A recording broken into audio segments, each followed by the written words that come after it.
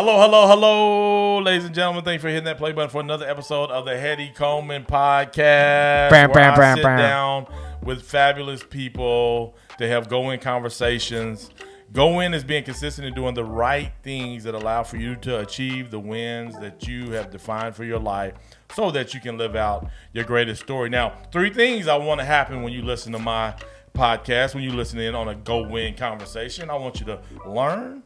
I want you to be inspired, and I want community to happen. I want to bring you into our community to where we're helping one another achieve the wins that we've defined for our life. And so today, ladies and gentlemen, every once in a while, I like to bring in the brightest, the most brilliant, the most motivating, the most encouraging, the most fun, the most interesting, the greatest of all things. Every once in a while, I like to bring those people, but not today, ladies. How did I know? How did I know? Not today, ladies and gentlemen. Not I'm sorry today. if that got loud. I probably Not distorted today. and everything. Not today. You know what I did? I went and got the one and only. The one and only. The founder. The shaker. The mover. The poet. What else do you do? The dancer. Oh, no.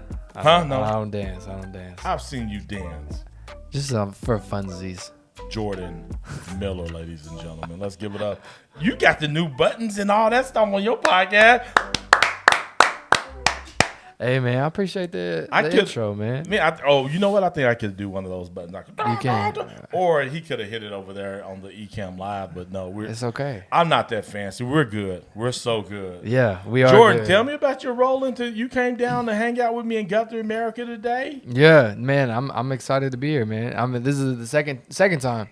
Bro. Second time. Twice. Yeah, and you've been on my podcast Once. too. And it'll be a second time. I feel like we go back and forth. I've been seeing the people that you have on your podcast now, and I'm like, okay, I kind of see that I'm probably not going to be able to fit that line up anymore because I mean, they're my friends. I went up. My hand went. They're my friends, man, and you're my friend too. So we'd be able to keep coming. Yeah, I can keep coming. Yeah, you bring your friends. And up. I even whenever me and Stuart we went to Hoboken, I said we're here to see Heady, and they everybody in the building said, "Oh, we know Heady." I was like, because he probably bought you a cookie. That's why. Last time we were here, you bought everybody in the place a cookie. Those cookies are so good. Well, if I was there, did they have cookies today? Yeah, there's like 2 of them. Listen, I said Heady must have been here. Listen, I told you this. This is what I told you about those cookies. So good. Those cookies are like $1, right? Right. So let's say that there was 30 cookies. Right. In the thing. That's $30. You give everybody in the place a cookie. It's an investment. What are they going to say when they leave? What's the story they're going to tell about that day? This amazing guy named Heady came in and bought us all cookies. He was Jesus and broke bread with everybody, and he took 2 loaves, turned them into 30 cookies, and now we're all happy. I don't know if they're going to say that, but they will say, man, I went to Guthrie America today. I was at Hoboken, and some guy came in. Right. And was just, and I thought it was, for the most part, people think that was a genuine, nice thing to do. No, it was legit dope. I thought it was amazing. And that's the story people are going to tell about my hood. You inspired me too, because I was like, you know Did you what? go buy Whenever 50? I get money, I'm going to be able to do this one day. One day I could do this. It was, I don't even know, it was probably like 15 cookies, $15. Definitely. I mean, like, I think it's cool. You're able to invest into somebody, and it's a small gesture for a lot of people you don't even know, and you probably won't ever see again. Never see them again. But no, you just say that one experience. You say that. There's been a few times people like come to our church or they see me out speaking somewhere, and they be like, right, bro, you were the guy. I was in Guthrie one time. You bought me a cookie? You bought me a cookie. Or they say something like, you spoke to me, and so... Yeah. I think all those things are so important. Man, tell the people who are listening in or watching on YouTube or whatever, tell them a little bit about your story, who you are.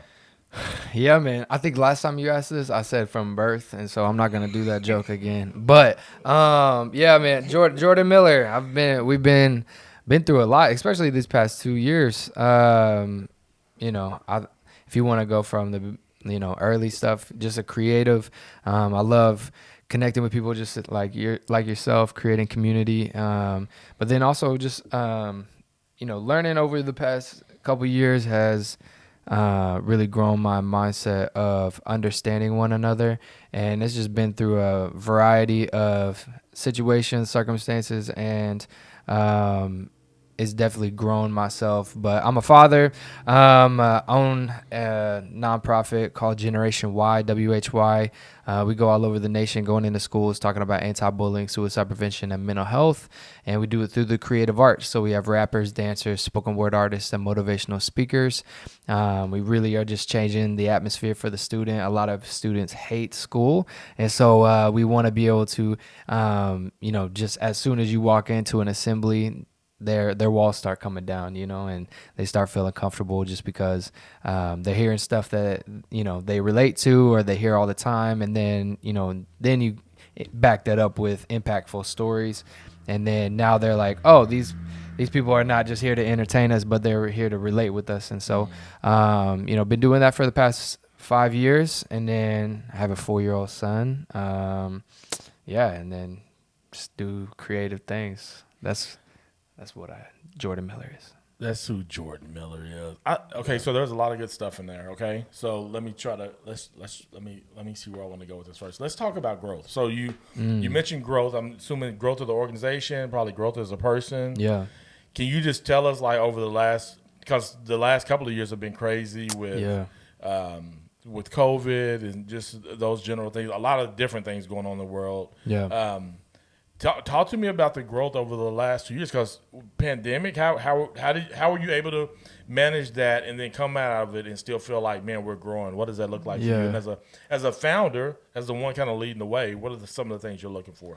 Yeah, so even in COVID situation, obviously all of our things are live performances, and so during COVID, I think it was March we were in Michigan, and that's whenever the email came through to the principal and was like, hey, we can't do any crowds over 100 people. So, and we were scheduled to do 2 assemblies that day in Michigan. And how many students were in the school? Oh, there's at least 600. Oh, wow. And so we ended up doing 6 assemblies back to back to back. And then they cut it down to 20 minutes per assembly. So normally, our information, our performances and everything is geared for 45 minutes to an hour. And then legit just cut that in half and then do 6 of those back to back to back. And then we had a church service that night. And so, so even after that, we barely made it out of Michigan because the governor of Michigan was saying that they were going to shut down the borders. And so nobody could leave or come in to Michigan. And so we were like, we better wrap this thing up real quick. And so anyway, we finished our trip and everything that we were partnered with that church that was up there. It was an amazing event or experience and trip and everything. And then headed back and barely made it out of the state. So, but whenever we got back, that's when everything, shut down. And so all of our live events were canceled and then, rescheduled for the time being. And so, and then everything went virtual. And so whenever we saw the way that everything was moving, and a lot of motivational speakers, I mean, you probably saw this too, being at the church and then you're a motivational speaker yourself. And so, but a lot of motivational speakers didn't really go the virtual route. Mm-hmm. And so we actually produced our own virtual assembly, and it went into the same amount of schools that we average at, per semester. And that virtual assembly went out to the same amount of schools virtually than it would if we were in person. Wow. So you were able to still hit the same amount of school that you projected to hit anyway. Yeah. Did you find that you were able to add on more or no? Yeah, so I mean, we really didn't push, it as much as we should have. But with the number of schools that we normally do, we were like, this is perfect. So we're not trying to go over. We're just trying to learn the whole system right now because everything was changing. Even teachers were stressed out, and principals were trying to figure out what the new system is like and everything. And then students, you know what I'm saying? There's so many students that even whenever we were on Zoom and doing our virtual assembly and everything, and then holding the Q&A and everything, but like the teachers were even saying this was the most engaging, Zoom call that they've ever had. And so we were like, all the students were awake, you know what I'm saying?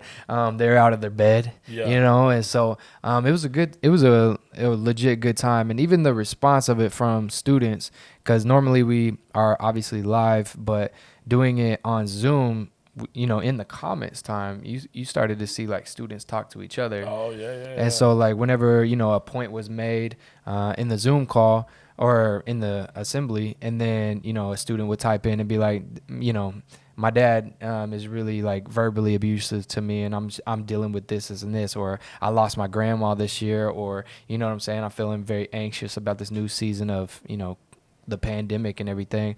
And then you see another kid comment on there and be like, it's all right, it's gonna be good. We're all in the same boat, you know what I'm saying? And so, that type of thing was honestly, I thought it was dope, because you hear a lot of adults being like, we're worried about this next generation. They only care about social media and blah blah blah. But it's like, nah, these kids are actually caring. Like they do care. You know what I'm saying? Like you just got to be able to, find these kids that actually, are out here doing something and have a voice.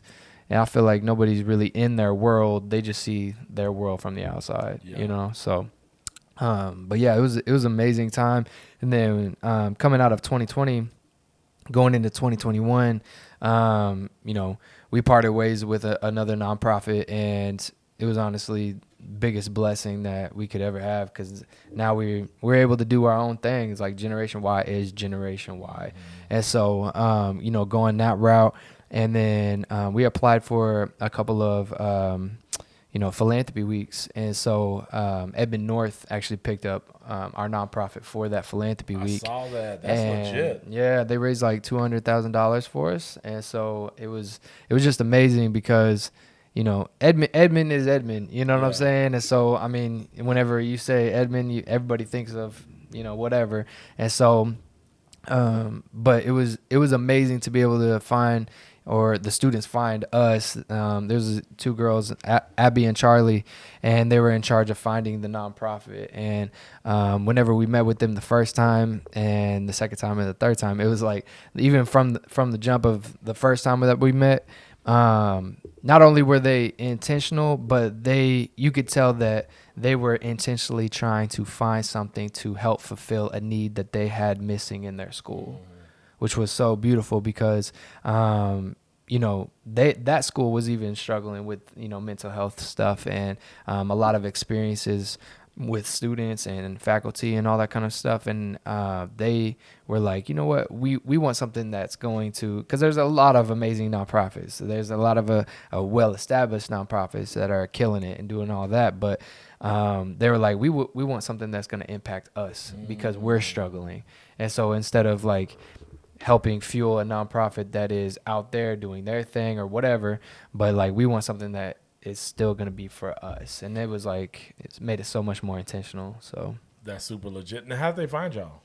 We just applied. Okay. Yeah, so we applied to pretty much all of the Edmond schools that had a philanthropy week, and they were the ones that picked it up. So that is super cool. Yeah, we had 3 interviews, and then they made their final decision after the third one. So got you. Now, talking about the way you enter the school, and we don't spend a lot of time on it, but just talk to us, just in case there's a teacher or somebody out there listening. Yeah, like, give us a quick synopsis on when you enter a school to the time your assembly ends, and again, kind of revisit the mission. Yeah. So Oklahoma went from 32nd to the 3rd leading state in the nation for teen suicide in 2017.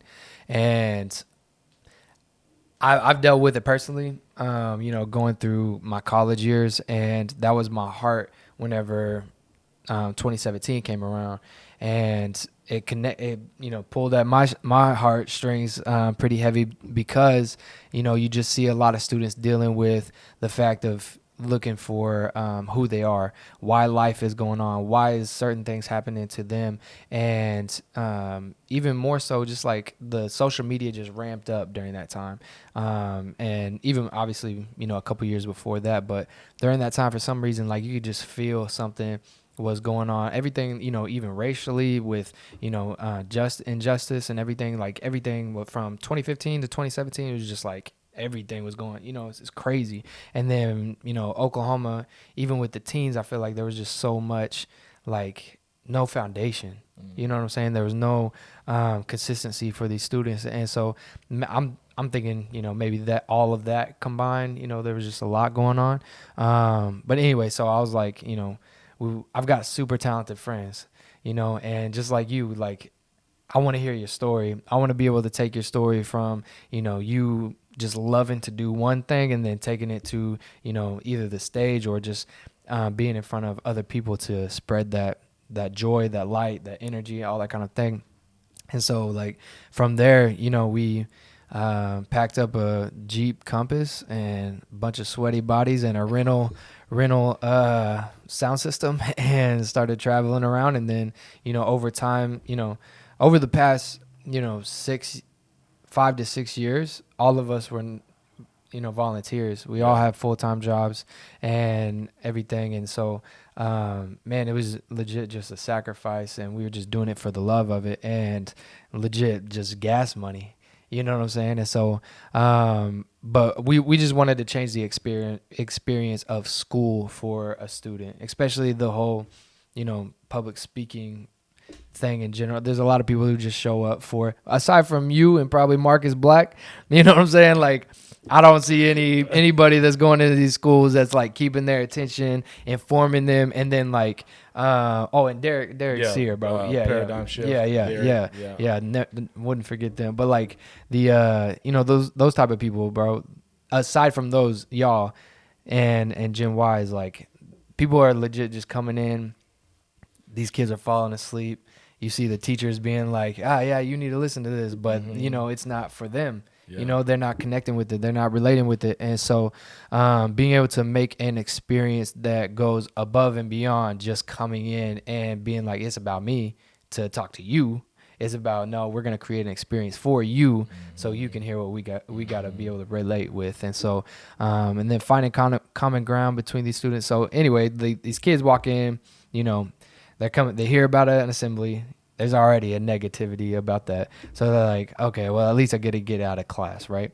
So then they walk in. We have a live DJ. We have a good sound system that's like, you know, banging. And so we have even projector screens, live DJ, all the things. And so they're walking into an experience from the jump. They're already starting to change the perspective of what an assembly looks like, you know? And so coming in, and then you start to see it too. You know, they coming in kind of like this. They going like, oh, I'm hearing something. You know, oh, okay, I can dance. Yeah. They're looking at the teacher for permission. Like, is that okay? Yeah. You know what I'm saying? And they're, you know, just having a good time with their friends. And then by the time, you know, they introduce us, we go into an intro video, talk about social media, go into another art, and then go into a speaker. It's just like we have this emotional roller coaster of like taking these kids, like sitting any type of kid down with whatever experience of life or situation they're sitting in. Everybody's dealing with something, you know what I'm saying? But even if you're going through something at home, or if you're going through, you know, even if you have a good life, like there's still mentally stuff that people are going through, no matter what. And it all centers around your identity, your purpose, and why you're here. And if we can be able to help somebody, even adults, find out why. There's people who are teachers, bro, that are still like, I don't know if I want to teach. You know what I'm saying? And so like we're talking to literally everybody in the building. And so, but everything comes back to purpose. Yeah. And if we can be able to help somebody find what that purpose is, and we were talking about this on the our podcast not too long ago, but like purpose is an intangible thing. Right, you can't tell somebody to go get purpose or just go find purpose, right? But it's like, it's something that you constantly have to pursue within yourself, what purpose means to you. And so what does this life mean to you? Like what, like even this morning, I was talking to Stuart about belief, and like we can believe something and for it to be true, that's what that separates a lot of people that are so successful is that, like, if I can believe something to be true, then that is what it is. Why don't you do the same thing about you? Okay, why can I not believe so much into myself that's like I can build myself up to whatever, you know what I'm saying? And so it's like, and obviously there's humility with that, but we're trying to get those students to, you know, understand that they've got that within them, that potential, that purpose, that, you know, powerful thing that makes them unique from everybody else that's in there. It's like, forget your, you know, I'm not saying forget, like, you know, class, what home background you come from, you know, racial stuff, but it's like, if we boil everything down, it's like, you have something that I can be amazed by, and that's okay. And that's different, and I'm glad it's different, you know what I'm saying? But you have a purpose. I'm amazed by you, you know what I'm saying? I'm amazed by Stu, I'm amazed by, you know, everybody. And so, like, I think us setting those things aside of, like, our differences shouldn't divide us, right? And then our purpose should unite us. So that's what, anyway, so going through that, and then we go, you know, have kids come up on stage, have a good time. And then at the very end, I come up and talk, and then we do a swag surf thing that gets all the kids moving and doing the same thing at the same time. And that's, you know, resembling, is that the word? Resembling, yeah. Yeah, okay, What does cool. it resemble? I don't know. I was going to say that, but I got stumbled on the word. So, but it resembles, you know, unifying and, you know, being one body of people that are doing the same thing at the same time and making a movement within their own school. So they're doing that. And then by the end, bro, 50 to 100 students want to come up to you, take a picture or buy a hat or, you know, just talk to you, tell you their story and stuff. And the most impactful part of those moments is whenever, you know, a student will come up to you and hand you a letter that they were planning on taking their own life and being like, because you were here today, I can be here tomorrow. And so are these letters like they had written them for that day, or what does that look like? Or so there's just been holding on to it? Yeah, so there's been a couple of moments where, like, there was a girl that was planning on that day. Everything was planned out, and, you know, they planned on ending it that day. But then there was, you know, a couple instances where, like, one girl, she was like holding it in her, like, her case of her phone, and so she was just planning on it to be there whenever it does happen, whether it's like, you know, she was having a really bad day and she just wanted to, you know, do that, but like that would be it, and it would be there. And then, you know, there's been a lot even more, you know, on Instagram, like DMs that people will slide in and saying, you know, everything that they've been going through and just the things that we were saying on stage, or even the content that we produce. They're like, you know, this stuff is so motivating. It's just a breath of fresh air that we can scroll through and just find something like this, you know. And so, yeah, those moments, man, make it all worth it. That's what it's all about. So whenever I'm listening to you talk about the event, I've seen one to a certain degree. There's also times where, like, teachers and principals come join in. Like, is that just off pure hypeness, or do y'all set that up beforehand? Like, what is? Because I always wonder, like, how in the world did they get this principal or this teacher to come do this? Yeah. Most of them can't dance. Or None of them. They're truly embarrassing. We're in Oklahoma, bro. Yeah, most of them can't dance. No. I think it's both. You know what I'm saying? There's been a couple times that students will come up to us and know what our assemblies are like sometimes, and then, you know, they'll say like, "Oh, Mr. So and so or Mrs. So and so can really dance. You should get them up there." So they're pointing out people saying, "Hey, right, this is the person you should get on stage for at this moment." That's good. Right. Or whenever we're doing like a dance battle or something like that, they, you know, we'll ask, you know, who's the best, you know, coach or teacher out here that you want to see dance, and they'll all be like, "Oh, bro," they'll go nuts. And then, but that whole camaraderie and energy is something that they love. Yeah. And even for like some teachers, if they get it and understand that it's for the kids, then they'll go up and dance. You know what I'm saying? They don't want to be that teacher, you know? Now, and I understand creating this energy, making it fun. Yeah. But it must be the story. Now, when you come up, are you telling your story of where you were at, being in a dark place and coming out of that? Or is there stories being told throughout? Because I get the energy. I love the fun. Right. But it's typically that story that drives home like, oh, I need to stand. Fun can do the same thing, but I'm assuming oftentimes it's the stories. Yeah. So we have a couple of motivational speakers, and so one being myself, and then we have another girl, Kiki, and then we have Julian, and then we're training up other people on the team to learn how to tell their stories. And so we got another guy on the team. He dances with the Thunder. His name is Chase, and then Rihanna, Jaden, all these people. We're trying to get them as well to learn how to tell their stories. They have amazing stories, and where they're at now is super dope. And even some of them, like I was talking to one of them, and they were still dealing with some stuff as well. And I was like, bro, for you to still be going through that and being on the team right now, is like it shows that even Generation Y is here for you. Yeah. It's so amazing. But like, so we go through and like talk about our stories, things that we've overcome. My personal, I do talk about my personal a little bit. I need to do more. It's a weird thing for me sometimes. But like, What's weird? Like talking about my own story. Why is it weird? Like, listen, okay. That was Come really on, that was Stuart, really let's help direct. this man out. You know what I'm saying? He's got his He AirPods ain't out. even So paying that's how you know. Like, Yeah. I thought he was gonna You be could all be in. talking to him all day. That's what it is. He could be asleep. We don't know. We don't know. Forget story. Tell her. Yeah. Why aren't you telling your story, man? I think I don't know. I've always dealt with that and been more so pushing other people's story than I do mine. And that's something even, I deal with like, and learn and becoming confident in talking about my own personal story. And that's, because I know God's giving me a voice to be able to talk about it, but And a stage. there's a and reason. an audience. Okay. Welcome to the podcast with Heady Coleman. No, I mean, anyway, but yeah, I do normally talk about, what I normally talk about is one of my biggest instances that I had one of my friends. Yeah. And so talk about that, and then talk about how acknowledging somebody is, how powerful that is. Wait, and let me say, I was doing, because I know the story of his friend, so I was encouraging him. Yeah, he wasn't just skipping over. Yeah. He's a nice guy.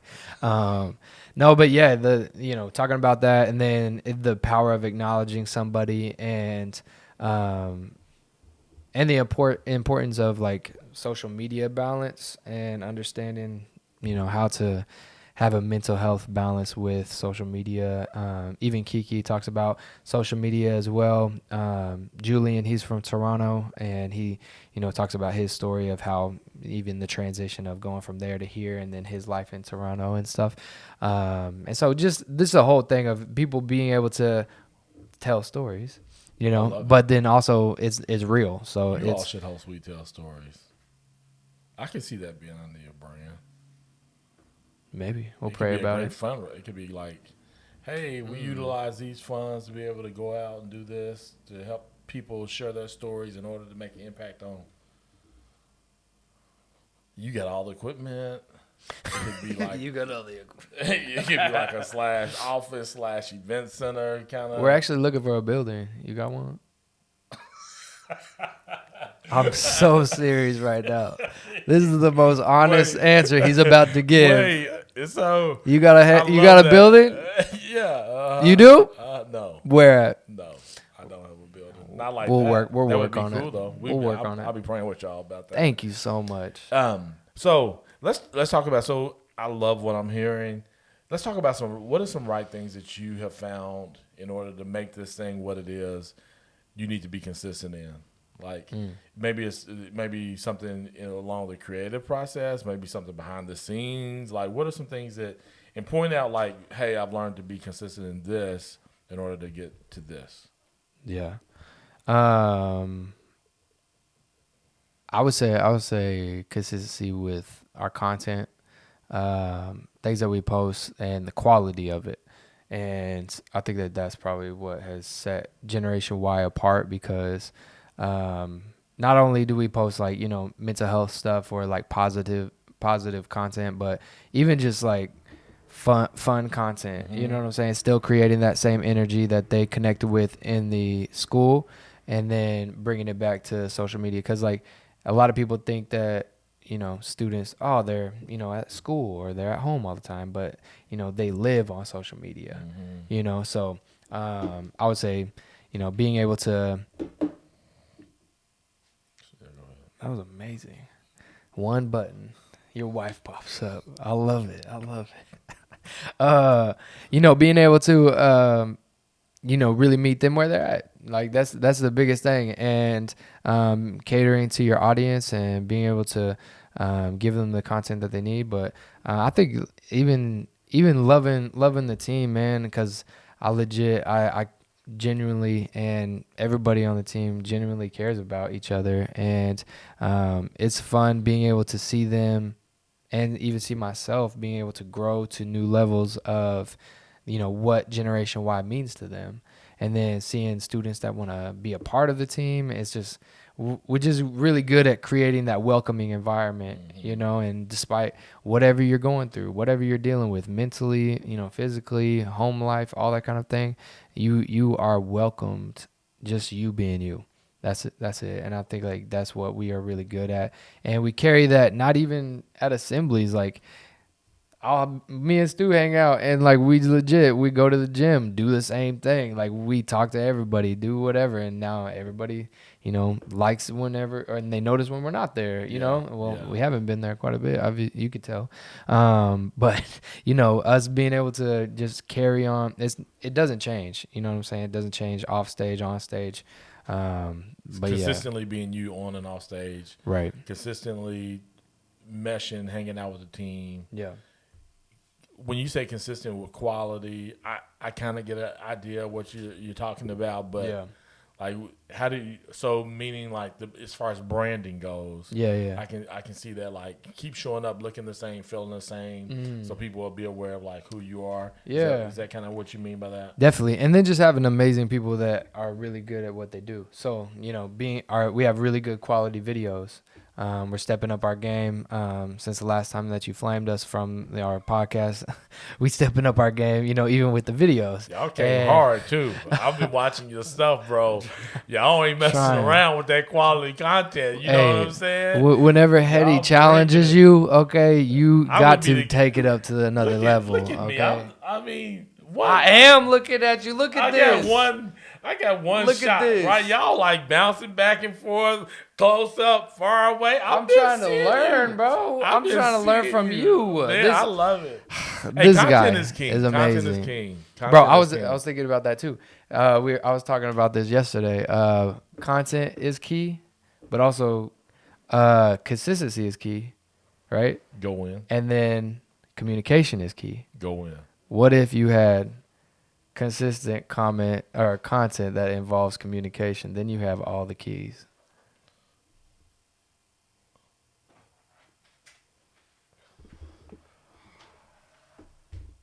Why is it?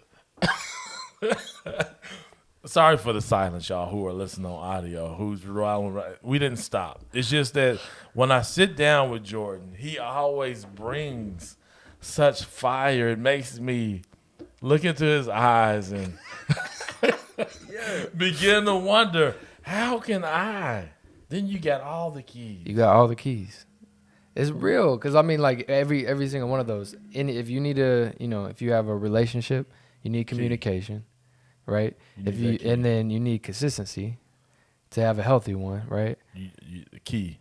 And then like even content, even it doesn't have to be obviously like videos or pictures or anything, but it can be content that is like I'm pouring in something into you. Content is something that you put out, right?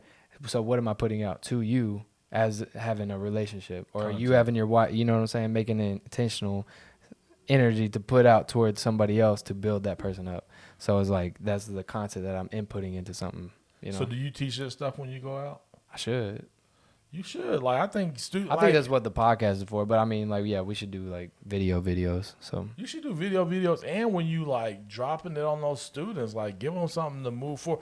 This is a good question, and this is not something that you may be doing or not. One of the things that I've learned going out and speaking or doing things like of this nature, like I'm now trying to encourage whoever's bringing me, like, all right, but what does the follow up look like? Because sometimes you come and you go, again, we got podcasts. Right. You can tell them to follow you on social media. But there's not this intention. Like if you came back a quarter, 3 months later, it's probably going to line up with whatever it was specifically that you left them with. Yeah. The first time you came, you know? Definitely. Are you all looking at something like that? Does that make sense to you? We're actually currently, since we got done with the philanthropy week, we told them that was a part of the proposal that we were already planning on doing it, but obviously this will speed up the process. But with that philanthropy week money and funds, we're putting it toward a curriculum that's going to be a 6 to 9 week program that'll all be digitally, that can be video based, and then these teachers in individual classrooms can be able to walk their students through, whether it's in a homeroom or a, that type of room where they're just like kind of taking a debrief, Yeah. And so we'll be able to, help these students walk through assessing themselves at the beginning and then assessing themselves at the end when in regards to purpose.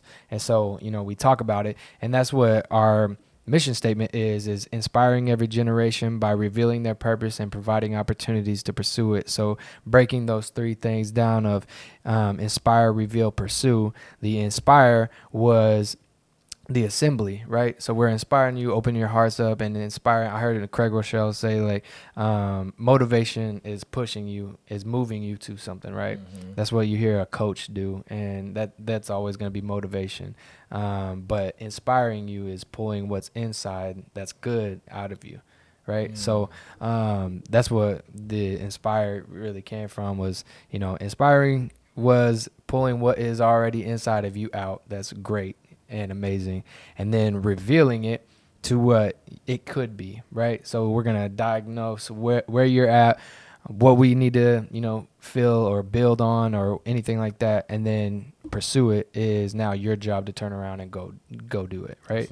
And so those are the 3 things that we're going to be breaking down through even our core values. So we got 5 core values that we're going to be breaking those 5 into those 3, inspire, reveal, pursue. So let's say we're talking about respect. So I'm going to inspire you how to be respectful, right? And then we're going to start revealing how to, be respectful. What inspired you to be respectful? What are ways, or who are people in your life that, you admire that are respectful, all that kind of thing. And then now turn around and be respectful to somebody else. Love it. Right. So then we got 5 more that we can, build on. So that's legit. I can't wait for that. Yeah, man. Yeah. We're excited. That's super cool. Appreciate it. Man, in all of this, I hear all the great stuff you're doing. I love how I get to watch again on social media, kind of how you interact, hang out with your team. Yeah.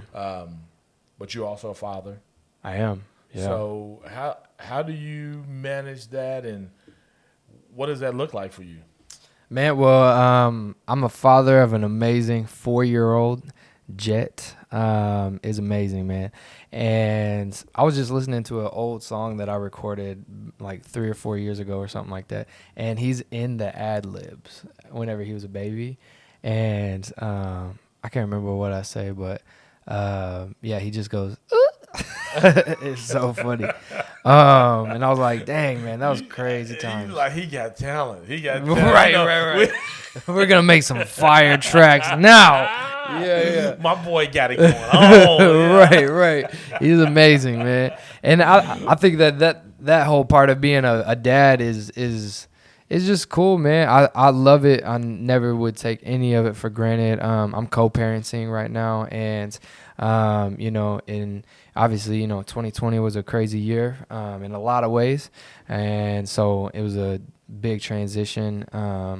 And so, but now, I mean, honestly, like, it is great because it's amazing for him, to be able to see 2 healthy parents being able to love him, and now he's got more people to love him. And so, man, it was hard, bro, still is, I'm still, go through a little bit of emotion sometimes, like every time I gotta drop him off. And kind of like whenever you texted me not too long ago to do the podcast, I was like, I can't take away from the weeks that I've got him, because that's my time. And so yeah, like there was some hard times, man. That was long nights just sitting up late thinking like, dang, like I'm only gonna see him half a year. if that makes, you know what I'm saying? Because No, we yeah, do I a get full it. week I on, get full it. week off, and I'm like, man, I'm just sitting there thinking like, I already stress about time as it is, and so whenever it comes to something that's that personal to me, my seed, you know what I'm saying, something I helped create, and so it's like, man, I'm not able to be there. Man, it just hits me hard. So, and yeah, this is something that even to this day, like still, going through like whether it's counseling or anything like that. But yeah, if I've got him, like that's my time. Yeah. For so sure. yeah. 4 years old. Yeah. Man, still with this toddler. Yeah. Right? I hear you talk about being consistent and just showing up. Yeah. Like when you're with him, be with him. Yeah. It also sounds like just having good relationship with, since you're co-parenting with mom, and then kind of having that healthy relationship. Are there some other like practical things that you're doing to invest in him this early, or is it just like, bro, I'm just trying to have fun, and whenever he does make a mistake, just kind of, nope, don't touch the fire. Right. So the question was, do I do anything intentional right now? Yeah. Anything else that you feel like, hey, man, I'm trying to be consistent in this, show up and doing this with him? Yeah, I think enjoying legit every part of it, like not skipping anything with him. Like, I think a lot of parents. I mean, you got a village, but I think you got amazing kids, bro, and amazing wife. I don't think you've ever introduced me to her. My wife? Yes. Have you ever been around her? Well, apparently not. You're not taking me around. Jeez. I'm tired of this. You keeping me at the surface of your friendship, and I'm done, man. No. I think she's good people though. Yeah, I see that. Yeah, she's good people. But yeah, I think like legit being just as intentional, and I do this with, I try to, as much as I can, be so intentional with my friends, and then doing the exact same thing with my son, as I think, because like in my mind, bro, like, kids don't know anything. You know what I'm saying? From whenever they come out of the womb to like, them getting to a state of age that they can consciously understand what you're saying. At the beginning, it's all just mumbo, just like you're talking at me, but I have no understanding of what you're doing. So it's like, then for them, even if you think about it. Okay. So they don't even know what words are. Wow. So if you think about it, think about even, somebody speaking to you in a different language. Got you. You don't understand what they're saying. You know what I'm saying? They're just doing sound effects pretty much to you, right? So it's like the same thing with a kid. It's like they don't understand. They only hear the tone in your voice. So that means that the feeling of it. From the tone. How do you feel whenever somebody said, no, don't do that? So they just know the tone. They don't even understand what the concept is yet. They just feel that it's probably bad. Yeah. Right. So it's like, my thing is like, I've just been loving him in the way of just guiding him. Yeah. Don't tell him what to do. Just guide him to the right decision or whatever. And even though he's been getting sassy lately, to be honest, but now he's at the point, you know what I'm saying? You could be able to, he's understanding things. Yeah. So now I can be able to, start disciplining or not disciplining. That sounds terrible. 2022, they'll shut you in jail for that. But, I'm saying like, Discipline is still cool. That's still a good word. Discipline doesn't mean swatting or all the time. But Right. Yeah. Swatting. I don't know. Don't swat. The air. Don't do that. Don't right. Don't you swat. But that's the thing now. It's just being intentional with how do you direct them from here. Mm-hmm. I heard that it was like a podcast I was watching that from ages 0 to 4 are the most intentional ages, because for some reason, like after 4 they'll start remembering stuff, right? But even before that, that's the void of feeling.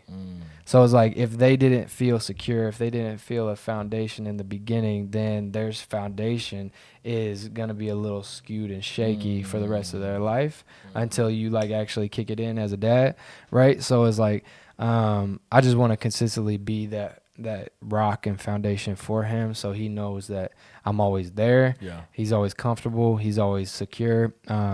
And legit, like, you hear so many stories, bro, like crazy stories, like something happens to a kid. I do not care. I will probably be in jail if something happened to my kid. You know what I'm saying? Because I just care, bro. Like, that whole love is so crazy. Yeah, it's like, so crazy. I'm giving up everything. Yeah. Whatever it takes to make sure my kids are in a good place or taking care. I feel love. Now, sometimes, like, if it's material stuff, I'm not going to lose my mind over it. Right. But from an emotional standpoint, I want to do everything I can to make sure that they're healthy. And then sometimes I can get them a pair of sneakers. Let's do it. But for the most part, I'm all in on making sure that they're emotionally healthy. They know that I love them. You know, those kind of things are so important to me as a dad. And then, like, setting good examples, how I treat their mom and things like that, and how I treat other people. Yeah. But I want them to see me living this out. And sometimes it's not even about telling them. It's about just letting them watch you. Exactly. Yeah. So I was about to ask, do your kids, like, can they tell, like, there's a weird tension between you and mom if you ever got anything going on?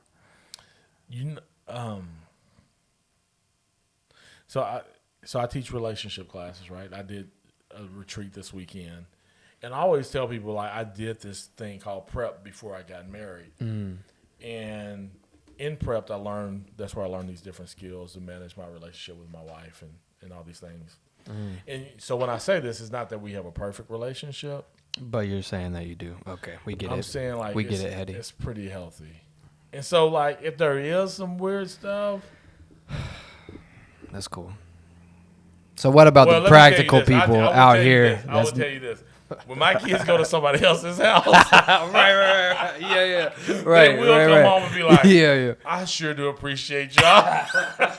They start loving you more. Yeah. Because they can sense it. Yeah. So they can sense it. They do that. Right. To sense those kind of things. But so whenever they bring it up to you, though, as a question, are they asking, like, let's say, why does little Timmy's mom and dad argue, or you know what I'm saying, or something felt weird whenever I was there. Like, how do you coach them through that? Well, I go back to the skills that we learned, because I'm trying to learn, like, how to deal with that conversation. You know what I'm saying? Like, how to just be. Yeah, I think that I go back. You can't just say, like, oh, well, little Timmy's parents suck. Like, you just, like, how do you say that to your kid? Yeah, I say that the way that we manage that. Because, I don't know what's going on in that person's home or whatever. So the way that we manage that is based on me knowing your mom's personality. So I know what her personality is, so I adjust to that. Or I say, when we have the couple meetings, when we sit down every Monday and we talk through things, helps us not be in You have couple meetings? Yeah, we have like with meetings. You and your wife? Just my wife and I. That's dope. Yeah. So it's just like y'all going to dinner or something, or stay at the house and just have a... No, so like it's an at the hour-long meeting or something? So it's supposed to happen right now. Put her on the podcast. I'm here with you. Oh, I'm interrupting planning time, bro. Thank you. So we need to go back to your house so I can meet her. We have a couple meeting, and then this evening we'll have a family meeting. Just kind of depends. With the kids? Yeah, with the kids. That's dope. So the couple meeting, we talk about goals, we talk about finances, we talk about the calendar, like that's a big deal. Wow. Like who's going what's going to happen. Yeah. And all these things. But even in that, you still have your challenges, right? Like things still pop up. Things you do, like as much as we're trying to communicate, we miss something. Yeah. And it still happens. But when you do have a plan in place to kind of help with those things, it's that much better. So so we do a couple meetings, and so. Yeah, but again, that's dope. These are all things that I learned 20-something years ago that we've been working on, and then I turned around and started teaching them. Who taught you that? I don't know if the couple meeting was something in prep or something that we just kind of came up with to kind of help us be on track, and then the family meeting and stuff like that. So, that's but fire. A lot of the stuff is through prep. That's that dope. We've learned. So we learned about expectations. We learned about danger signs. We learned about timeout. We learned about speaker listener. What was your biggest anger, stress, all those things? What was your biggest trigger, like going into marriage? My biggest trigger help me out. Did you have any like traumatic things in the past to be like, oh, something's a little triggering? Oh, that's a little sensitive topic going into marriage. Not really, because I never was in a lot of relationships, so I never really learned. So I try to teach my kids that today, like. Don't be in a relationship. Don't be going in and out of relationships, right? Because every time you go in and out, you learn something different.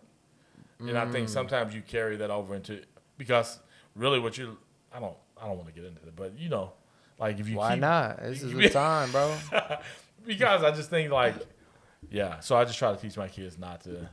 That's real, because I think like you take a piece of somebody else with you, and it changes you a little bit. Yeah. So that's real. I didn't bring in a lot of dating or relationship stuff with me, because I just hadn't been in a lot of them. Well, going back to your talking about parenting, like even whenever I was a kid, like I was the only child, and so legit, and my dad was just a hard worker, so he was always working, and it was just like me and my mom at the house a lot, and so but even though we didn't have a lot, like my mom being there and consistent and feeling the love, that like meant the world to me. And I didn't even know until like growing up, you know what I'm saying, that they were struggling, like we were struggling. And I was like, for real? Like, but like that love and consistency was like enough. Yeah. That's all so you I need. think like that's all the other stuff is very worldly, and I feel like it messes up relationships. Definitely. And so you just got to be mindful of that. Yeah. But the structure in which I live by, as far as my faith goes and everything, when I look at the principles that I live by with the Bible, like a lot of the stuff that we add just brings in confusion and makes you have to work that much harder not to spend time in doing the things that help you grow. I was listening to a sermon, or I wasn't listening, I was in a sermon. My pastor was talking, and he was saying if you could have a transcript of shout out to Tim Manning from OKC community, but he was saying that if you could have a transcript of all of your prayers over the last year, would it be a lot of wants, or would it be a lot of you just walking with God? And so like I could definitely see that, where just a lot of people are stuck in the, I only pray because I need something, or I want something to happen in my life, or I want change or whatever. But it's like, when was the last time that you just sat down, and this could go legit with any relationship that you're in. Like when was a certain time that you just sat down and showed gratitude toward that person, or toward God, or toward, your son and daughter, or whatever, or your wife or whatever, like when was the last time that you just sat in the presence of that person and just appreciated them for who they are? For sure. Instead of wanting something from them. I love there's a verse, Matthew 16:24. It says, Jesus says, hey, if you want to follow me, you got to deny yourself and carry your cross. Right. That right there, that principle, if you take that into any relationship, I think there's a win. And there's a verse where Jesus says, hey, I didn't come to be served, but I came to serve. Right. Like you take those two things into any relationship, and I feel like you're going to, especially if it's on both sides, right? I'm just looking to serve you. Right. Or I'm just looking to serve you. Then nothing gets done. We're just serving each other, bro. We're just sitting there complimenting each other too much. You got some great glasses today. Well, you got a cool bandana. You got a cool shirt. Okay. Well, we're not gonna get anything done now. Don't work so, like that, but right. No, for sure. I see what you're saying. No, for real. It's good though, man. And so that's what I appreciate about the work that you do, and just wanted to be able to spend a little time talking to you about fatherhood, because I get to see a little glimpse, right, on social media. We're going back to social media of kind of how you interact with your son. But this month we celebrated every June we celebrate Father's Day, and I just think it's so cool to be able to sit down with dads and just kind of take a little bit of kind of what that looks like for them, and everybody kind of does it differently. But at the end of the day, I think what I've gathered from everybody is like, it's just a matter of loving your kids. Yeah, and for sure. And taking action on that. And so, man, I appreciate you being willing to sit down with me. Of course, man. Have a quick go-in. I love it. Conversation. I'm thankful for Stuart coming to hang out with us. Back there just taking it all in. Those are some dope glasses that he got on. The glasses are dope. Stuart, he's fire. Always dope. He always got fleur about iced him. out.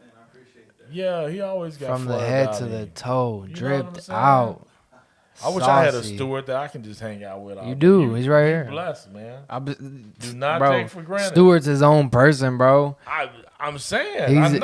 He's got friends. That's what I'm saying. I go around and everybody's like, Stewart, we're at the gym. Bro, everybody is like, this is what's so annoying. And I don't know how he did this and finessed everybody to turn against me. Mm-hmm. But everybody will be like, oh, haven't seen you in a while. Stewart's always here. And I'm like, we go together. Well, I think like, what is this? That doesn't even make sense. How did he make people think that he's there? And bro, and he's because he has the great personality. He's he's loud, and he's just got an amazing appearance. And so everybody's like, "Oh, Stewart's here," but they don't even notice that you're in the room. Then look a foot shorter, I'm right there. Like, come on, like it's just it is what it is. I'm with him. It sounds like he's going when you're not there, bro.